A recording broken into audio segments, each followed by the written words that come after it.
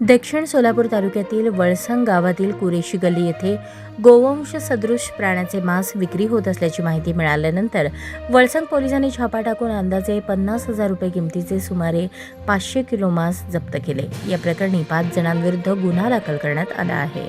पोलिसांनी दिलेल्या माहितीनुसार 4 मार्च रोजी सकाळी 7:30च्या सुमारास वळसंग पोलीस ठाण्यातील पथक कर्तव्यावर असताना गोपनीय बातमीदारामार्फत माहिती मिळाली की वळसंग येथील अमीन गुलाब कुरेशी यांच्या दुकानात गोवंश सदृश प्राण्याचे मांस विक्रीस ठेवले आहे. माहितीच्या आधारे पोलीस उपनिरीक्षक कांबळे यांच्या मार्गदर्शनाखाली पोलीस पथकाने पंचांसह घटनास्थळी धाड टाकली. सकाळी 8:15च्या सुमारास दुकानाची तपासणी केली असता तिथे मोठ्या प्रमाणात गोवंश सदृश प्राण्याचे मांस आढळून आले.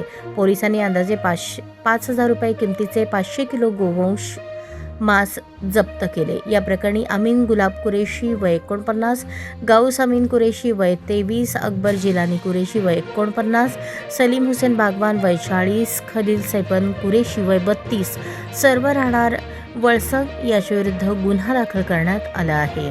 या संदर्भात पोलीस नाईक राहुल बंदकर यांनी सरकारतर्फे फिर्याद दिली असून पोलीस ठाणे अंमलदार बंदीछोडे यांच्या समक्ष जबाब नोंदवण्यात आला आहे.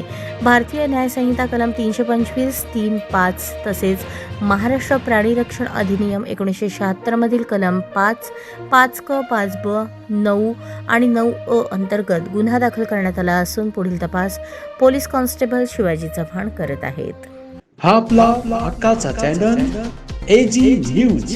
संपादक अंबादास गज्जर. या YouTube चॅनलला लाईक करा, शेअर करा, सबस्क्राईब करा.